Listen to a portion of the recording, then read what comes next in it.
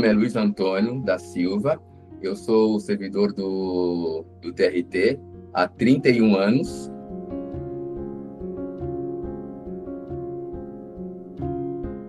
Passa muito pela ancestralidade, né? Pelos meus pais, eu não conheci meus avós, mas os meus pais, meu pai e minha mãe, por exemplo, eles sempre foram muito cuidadosos, sabe? Na minha educação. Então, eles, dentro das limitações deles, eles sempre entenderam que ele tinha, principalmente meu pai, sabe, no sentido de derrubar barreiras, não é? De romper as imposições, os limites, né, impostos para nós, e no sentido de também de que você pode tudo que você quiser, entendeu? E eu tinha assim, o hábito de falar assim, ah, mas o fulano é mais inteligente que eu, mais o, né? E meu pai falou, não, ele não é. É assim, ele tira 10, eu tiro, eu tiro 5, tiro 6, então vamos para o seguinte, nós vamos ter que buscar esse 10 aí, esse 8, esse 9, entendeu? E vamos ver quais serão as estratégias para a gente alcançar isso. Então, essa força mental, sabe, que meu pai transferiu para mim, ela foi determinante em muito da minha vida, sabe? E eu também procuro repassar isso para as minhas filhas, né? É, o meu pai, por exemplo, ele tinha muitas habilidades que eu acabei de alguma forma herdando dele, né? Absorvendo, né? Por exemplo, ele gostava de música, meu pai gostava muito de música, né? E eu também gosto de música, né? Eu depois estudei um pouco de piano, violão, cavaquinho, né? Então isso vem da ancestralidade por parte do meu pai, né? Meus tios, minhas tias gostavam muito de música, então eu tenho na minha memória as reuniões de família, né, com as minhas tias cantando hiperafinadas, né? Hiperafinadas. Meu pai, ele era gostava muito de ritmo, né? Então ele caquinha de fósforo, batia na mesa, sabe? Marcava o ritmo na mesa. Então, assim, eu guardo muito isso na memória, né? Então, são ancestralidades que penetram na gente e fica para a vida toda, né? Outra coisa que eu me lembro muito, nossa família tinha pouquíssimos recursos, mas ele era muito caprichoso. Ele era, assim, criativo e caprichoso. Então, se ele fosse fazer, por exemplo, uma cerca de madeira, ele fazia uma cerca de madeira, só que tinha que ter a digital dele, a assinatura dele, entendeu? Ele pensava em alguma coisa para ficar bonito e para ter... Não que ele pensasse em ter a minha digital, mas ele falou assim, eu posso fazer algo diferente, né? Então, assim, eu me lembro muito bem, né? Eu morava em Jundiaí, que ele fez uma cerca de madeira, mas, assim, com uma digital dele, algo muito criativo que ele fez e ficou assim perfeito. Todo mundo que passava lá fala, nossa, que lindo que ficou bonito, né? E os números, né? Eu lembro até hoje que era número 360. E ele fez o número de corda, entendeu? Sabe corda na época dos poços, né? Que a gente tirava água do poço. Então ele fez o número de corda, 3, né? 6 e o 0. Então eu me lembro que as minhas tias, quando foram em casa, ela falou assim: ah, a casa do Luiz aqui, ó. Só olha lá a cara dele lá, olha a marca dele, entendeu? Então são assim, memórias, né, que ficam muito marcadas dentro da gente, dentro de mim, pelo menos, né? Então, hoje eu gosto de, por exemplo, onde eu moro, aqui eu estou na casa das minhas filhas, né? Mas onde eu moro, eu tenho lá uns trabalhos, digamos, artísticos, né? Umas artes plásticas que fica no jardim, sabe? Fica no jardim, né? Então toma é, submetidos a intempéries, sol, chuva e tal, e foi feito com materiais recicláveis, né? Que eu acho muito legal, eu achei que ficou muito legal, entendeu? Então tudo isso, né? Eu herdei do meu pai, né? E a minha mãe passa pela culinária, né? Pensa em alguém que cozinhava maravilhosamente bem. Essa é minha mãe. Minha mãe cozinhava assim como ninguém, né? Ela era mineira e assim o tempero dela, algumas coisas que ela fazia, nossa, é muito, é, assim, atravessa, sabe? Atravessa, assim, é, a minha história, atravessa... E hoje até, eu sempre falo para minhas filhas que eu estraguei um pouco elas, né? Porque, assim, eu gosto de cozinhar para elas, eu gosto de fazer coisas gostosas para elas, e isso vem daquilo que eu recebi dos meus pais, da minha mãe, entendeu? Então, é mais ou menos isso, sabe? A minha mãe também ela era muito prestativa, sabe? Ela era uma pessoa muito prestativa. Eu me lembro uma época que ela fez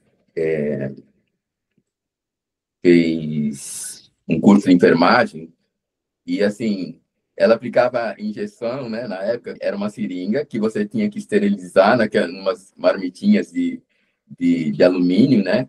Então, cada vez que você usava, você tinha que ir lá e ferver e tal, esterilizar. Então, ela tinha esses utensílios aí e aplicava injeção em todo mundo do bairro. Minha mãe era conhecida porque ela ia, tinha que ir meia-noite, ela ia meia-noite, tinha que ir de madrugada, ela ia de madrugada, isso também tem muito na minha memória, enraizado na minha memória, entendeu? E isso me ajudou muito, né? Porque hoje mesmo passamos por uma situação, que eu estava aqui com a minha filha, minha esposa, minha sobrinha, e uma situação que surgiu a oportunidade de ajudar alguém. Então, não houve essa questão de, mas será que, mas será? Não, você pode ajudar, ajuda, tudo bem, né? Não é sobre questionamento, é sobre ajudar. Ajude e boa, né? Vai ser bom para a pessoa? Vai. Então, só ajuda. E tem uma outra coisa também que eu sempre falo, que esses dias até falaram para mim, nossa, você não pode deixar isso desaparecer, isso morrer. Porque meu pai, ele era ilustrador de móvel. Hoje o pessoal nem sabe também o que é isso, né? Mas ele invernizava móvel. E ele era especialista em invernizar a boneca. Era um verniz aplicado com algodão, né? Um chumaço de algodão. Você fazia um chumaço de algodão na mão assim e invernizava. Hoje pouquíssimas pessoas sabem fazer isso, né? Então é uma coisa que eu até pretendo de alguma forma registrar isso, né? Porque uma pessoa fala assim para mim, viu? Você não pode deixar isso se perder, né? Vê se você registra isso e passar para as outras gerações. Isso não pode se perder, né? E o interessante é que eu fui no Museu de Ipiranga, acho que há um mês, 2 meses atrás, e tem lá, sabe, a goma laca, a, a boneca, né, feita do algodão, né, que é um chumacinho de algodão. Então, assim, são todas memórias que eu guardo com muito carinho do meu pai, com muita gratidão da minha família, né, e com muita gratidão, tanto do meu pai quanto da minha mãe, sabe? Eu tinha um irmão, que na verdade era irmão apenas por parte de mãe. A minha mãe casou com 16 anos e ficou viúva aos 17, grávida do meu irmão. E depois de 4 anos ela se casou de novo com meu pai. O meu irmão, ele faleceu em, acho que 2001, acho, sabe? Com 47 anos. E aí ficou eu, com 68 hoje.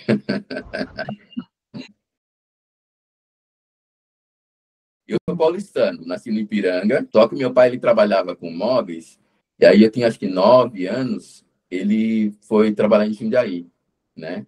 Aí foi transferido para lá e foi, minha família toda foi, né? Estou em Jundiaí até hoje. Na verdade, hoje eu moro em Itupeva, que é próximo de Jundiaí, né? Mas, mas assim, a gente, minhas filhas, casei em Jundiaí, minhas filhas nascer em Jundiaí, eu, assim, uma boa parte da minha adolescência foi em Jundiaí. Eu não conheci nenhum dos meus avós. E, assim, eu não me lembro agora se eu era bebê, mas, assim, eu não tenho recordação deles, tá? Por parte do meu pai, os meus avós, eles eram de Cordeirópolis, Limeira, região de Limeira. E eles moravam em fazendas, né? Eles eram trabalhadores de fazenda dessa região, Fazenda Santa Teresa, né? De Cordeirópolis. Era Cordeirópolis, depois acho que virou meio que, não virou Limeira, mas assim, meio que junto ali, sabe?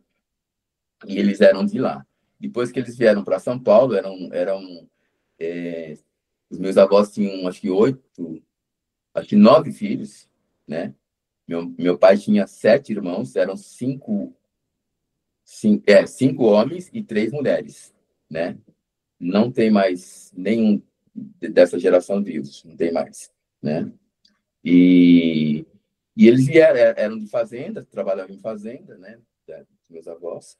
E aí, em determinados momentos, vieram para São Paulo, adquiriram um terreno na Avenida Nazaré, né? Nazaré 2140. Eu lembro que eles falavam, eles sempre davam esse endereço, né? E eu memorizei, né? Nazaré 2140. Hoje acho que não tem mais também essa casa, né? Foi vendida. E, e é isso, né? Eles vieram desse lugar aí, das fazendas. E aí eu sei de um tio ou 2 tios que trabalharam na construção civil, porque acho que o meu avô, isso são histórias, são relatos orais, tá? Eu não tenho comprovação disso, mas são relatos orais. Eu sei que o meu avô trabalhou na casa do Antônio Emílio de Moraes, da família Emílio de Moraes de São Paulo, porque disse que ele era pedreiro, era um ótimo pedreiro e trabalhou lá.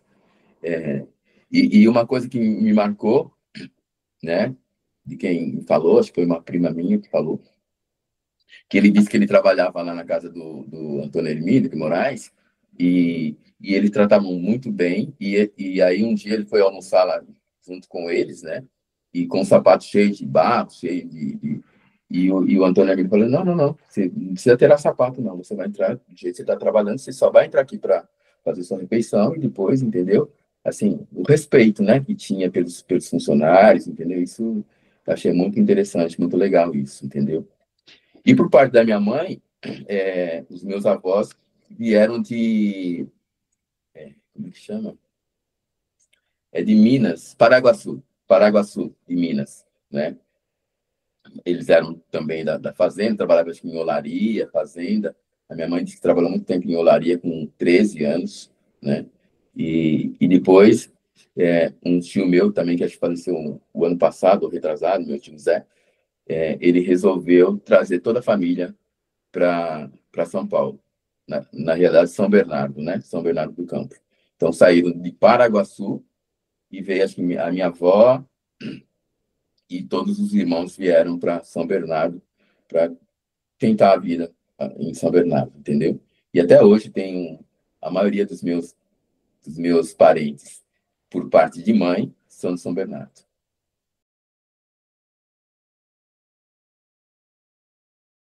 A família da minha mãe primeiro, todos de Minas, né? Até eu tenho tudo de Paraguaçu, Minas. E Três Pontas, eu sei que tem Três Pontas, Varginha, Minas, Três Pontas, né? Tudo Minas. E do meu pai, aqui, Cordeirópolis, Limeira, São Paulo, né? Não tem informações de onde vieram meus trisavós, sei lá, entendeu? Olha que legal. As minhas filhas que estão aqui, né? É a Guibara e a Sade. Essa aqui é a Sade. Sade Germano é uma geração. Eu não tenho Germano porque a minha mãe casou e tirou o sobrenome dela, entendeu? Então ficou Silva, né? Mas eu sou a segunda geração, sou mais uma geração. A terceira é minha mãe, que é Maria das Dores Germano. A quarta é o meu avô, que era Antônio Germano. A quinta não tem Germano. Por quê? Porque o meu bisavô, o nome dele era Germano. Germano Alves Pereira. Então, o nome dele virou sobrenome. Então, Germano Alves Pereira, e tem mais uma. Então, ó, a minha filha tem praticamente 6 gerações. 6 gerações que eu tenho registro lá, sabe? Na minha árvore genealógica. É muito legal isso. E por parte do meu pai, a mesma coisa, né? Tem a Sade, que é Silva, depois eu, depois meu pai, que é Luiz da Silva, depois tem meu avô, que era Francisco, e depois, na quinta geração, acho que era Eliseu dos Anjos, alguma coisa assim.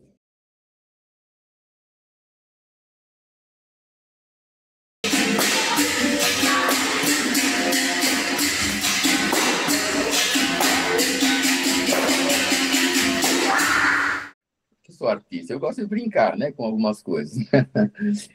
E como eu falei, o meu pai, ele tinha a musicalidade muito forte, né, na vida dele. Ele foi até músico profissional, assim, mas com relação a percussionista, sabe? E eu adquiri esse amor pela música também. Então, e outra coisa, para depois juntar tudo, né? As minhas filhas aqui, elas pegam no meu pé, viu? Elas falam, viu, não, você. Que eu pretendo trabalhar no tribunal pelo menos até 70 anos, né? Daqui 2 anos quero estar aqui ainda. É, então ela falou assim, viu, para isso você tem que fazer atividade física, você tem que sair do sofá e parar de comer bolacha recheada, entendeu? Ah, mas eu. Não, não tem mais, você tem que pegar e fazer alguma coisa. Elas são da academia, mas eu não gosto da academia, entendeu? Ah, então a outra é do CrossFit. Também não curto CrossFit. Mas o que você gosta então? Ah, não sei. E uma coisa que eu sempre admirei foi a capoeira. Então, aí eu falei isso para elas, né? Aí eu falei, tá, então vai fazer uma aula de capoeira, ué. De repente você gosta, né? Então é uma atividade física, né? E aí eu falei, interessante. Aí, como eu falei, tô morando em Itupeva, eu me lembro que eu participo de um grupo de Jundiaí e perguntei no grupo, né? Ah, se alguém conhece algum professor de capoeira aqui em Itupeva? Ah, eu conheço, é o Mestre Torão, né? O Mestre Torão é muito bom, tal, né? E isso, eu tinha perdido a noção do horário. Já era 10 horas da noite. Eu estava tão, assim, é, entusiasmado, que eu mandei uma mensagem. Ele passaram o telefone para mim, né? E eu mandei uma mensagem para esse mestre Torão, às 10 horas da noite, né? Aí ele falou, não, sim, eu trabalho no capoeira, assim, tal, vai lá fazer uma aula experimental, né? Depois que eu me toquei que já eram 10 horas da noite, uma pessoa que eu nunca tinha visto na vida, né? E aí eu fui fazer aula de capoeira.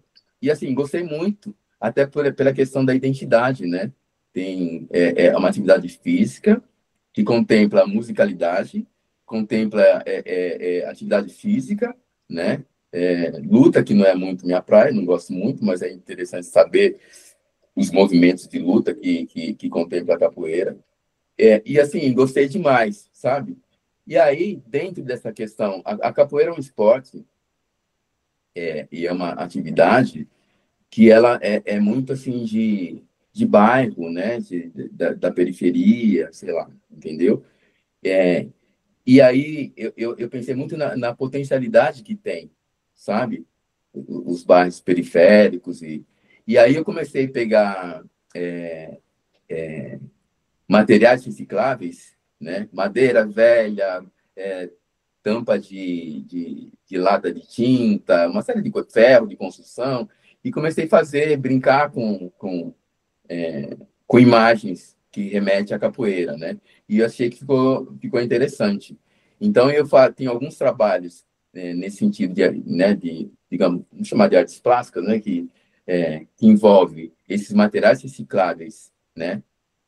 Com a temática da capoeira e também com a temática da música, com a temática da culinária também. Um dos trabalhos tem uma colher de pau, sabe?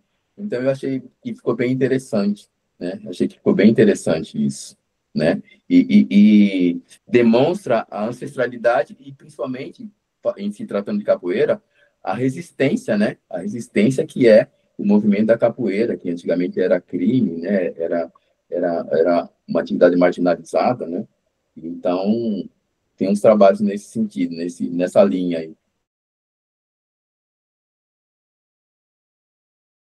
Eu recebi muitos nãos na vida, né, da iniciativa privada. Muitos nãos, alguns traumáticos, né? Mas não quero falar sobre isso, não, porque eu prefiro lembrar que o meu pai falando, não, você pode alcançar. E aí tenho ainda um amigo que ele é da Receita Federal, muito amigo mesmo. Hoje ele é aposentado já. E eu brincava com ele, né? Falando, nossa, Walter, eu queria ser como você, né? Um servidor e tal. E ele falou, bom, por que você queria, né? Falei, porque nem eu sei por que eu falava que eu queria ser, né? Você acha que é bom? Sim, eu acho que é muito bom. Então, É com você, amigo. Você tem que se preparar e buscar os seus objetivos. E ele me incentivou bastante, sabe? E aí eu comecei a pensar em prestar concursos, né? Prestei alguns concursos. Aliás, eu prestava meio que os que apareciam, né? Não foi um concurso assim, específico para o TRT. Prestei concurso na polícia, prestei no TRT, prestei na Caixa Econômica Estadual, entendeu? Me preparei para isso. Eu não era assim alguém que tinha aquela disciplina, que gostava de ler, que gostava de estudar. Eu tinha as minhas facilidades, né? Eu tinha facilidades. Só que daí, sabe aquela coisa assim, ó, ó, amigo, ó, é com vocês, é você e Deus, entendeu? Aí eu tive que fazer meus planejamentos. Vocês são muito novos, acho que nunca ouviram falar, mas o pessoal um pouquinho mais velho sabe da apostila Solução, tinha uma apostila que todo mundo prestava concurso por ela. Eu eu me lembro que eu vim, acho que saí de Jundiaí, vim no Largo Paissandu, em São Paulo, que tinha uma salinha lá, que eles tinham as apostilas, e simplesmente engoli a apostila, né? Engoli. Eu tinha uns gravadorzinhos, assim, de fita cassete, mini fita cassete, então eu lia, relia, eu gravava, né? Gravava o que eu lia, aí eu ouvia, aí gravava de novo, ouvia, estudava, e assim foi, né? E felizmente eu consegui. Primeiro eu passei no concurso na época era auxiliar, que depois virou técnico. Não, antes disso eu fui para a polícia. Eu passei também na polícia e fiquei 6 anos na polícia. Aí me chamaram, aí eu prestei, me lembro, eu prestei para delegado e fiquei no exame oral de delegado. Eu fui reprovado para delegado numa semana, na outra semana eu fui chamado para o TRT como auxiliar. E eu optei por ir para o TRT. Assim que me chamaram para auxiliar, que hoje é técnico, abriu o concurso para oficial de justiça, né? Abriu para oficial de justiça. Então, como eu estava estudando já há 2 anos para delegado, então constitucional, administrativo, penal, eu deixei de lado e falei assim, vou estudar só as matérias que eu desconheço, que é direito do trabalho, processo de trabalho, processo civil, né? E aí estudei, achei, né? E aí eu assim, achei que fui muito bem na prova. Achei que, sabe quando você se acha? Ah, tô entre os primeiros, né? Só que não. Quando saiu minha classe, eu acho que eu gabaritei quase em tudo, só em matemática que eu fiquei, eu assim, duas questões que eu não sabia, eu virava assim para baixo, para cima e não sabia resolver. Mas as outras matérias eu gabaritei em tudo, né?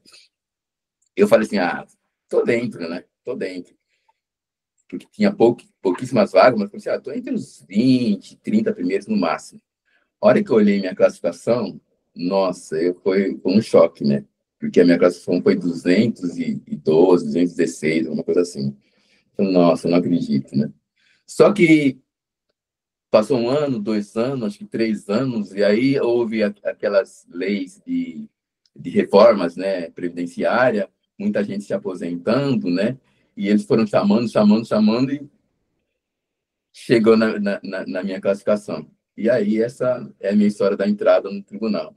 E eu adoro o tribunal, né? Assim, vocês falaram assim, agradeceram, mas eu que agradeço demais trabalhar no tribunal, né? Consegui formar minha família, tenho as duas que são graduadas, é, tenho minha casa para morar, sabe? Sabe o salário mínimo da Constituição? Eu tenho esse salário mínimo da Constituição, né? E então eu sou muito grato. Então sempre que eu posso participar de alguma atividade do tribunal, eu procuro participar sim. Tinha pouquíssimas, bem poucos servidores negros. É, na minha vara tinha um pardo, né? E só. E nas outras varas, né? Eu sou da época da Rio Branco, Rio Branco. A primeira vara que eu trabalhei foi na 29ª na Rio Branco. E era muito difícil encontrar servidores negros, né? Tinha a doutora Marinês, ela era da 25ª, eu acho, né? Ela era titular lá. E aí eu olhava assim, né? Até pra gente, né? Infelizmente, a gente fica meio que, nossa, será, né? E, e aí o pessoal, nossa, a doutora Marinês é uma autoridade do direito, entendeu? É uma autoridade da magistratura aqui, da segunda região. Todos os juízes que, todos não, mas uma grande parte dos juízes que prestam concurso, ela tem um curso na casa dela, acho que, né? Que ela prepara esses candidatos, né? Para ingressar no tribunal aqui da segunda região. E ela era uma sumidade mesmo, ela era uma sumidade, né? Doutora Marinês Cunha, né? Depois eu comprei o livro dela, estudei pelo livro dela também, mas eram muito poucos, né? Ainda mas imagina 30, eu tenho 31 anos de tribunal, né? Imagine como era antes, né? Eu penso que até por conta desse momento aqui que nós estamos nos falando, demonstra uma certa evolução, não é?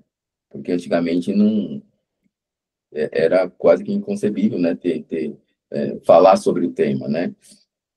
E eu participei de algumas reuniões, assim, algumas palestras, né, da época da doutora Hilma, que ela promoveu algumas palestras com o professor Hélio Santos, assim, ele foi muito transparente, né, na abordagem dele, né? Aliás, ele foi meio que impedido, não sei quem que assistiu a palestra dele, ele foi impedido, né, de entrar no tribunal porque ele estava de boné. E ele falou assim: olha, eu vou dar minha palestra de boné, então, se não puder entrar, tudo bem, você só avisa lá a presidente, né, que eu não vou entrar porque eu estou de boné, mas a minha palestra eu vou dar de boné, entendeu? Aí, e ele contou isso, né, na palestra, né? Mas, enfim, é, é a questão estrutural, né? É a questão estrutural que ela é existente, não adianta, por mais que o tribunal se preocupe, né, com essa questão, a questão ela é estrutural, não é do tribunal, ela é de toda a sociedade, de todo o país, né? Então, eu acho que houve uma certa evolução. Hoje você vê mais juízes negros, não é? Mais juízes negros. Antigamente era bem restrito, era um, dois ou três, hoje já tem mais, né? Mas precisa ampliar mais ainda. Penso que precisa ampliar mais ainda.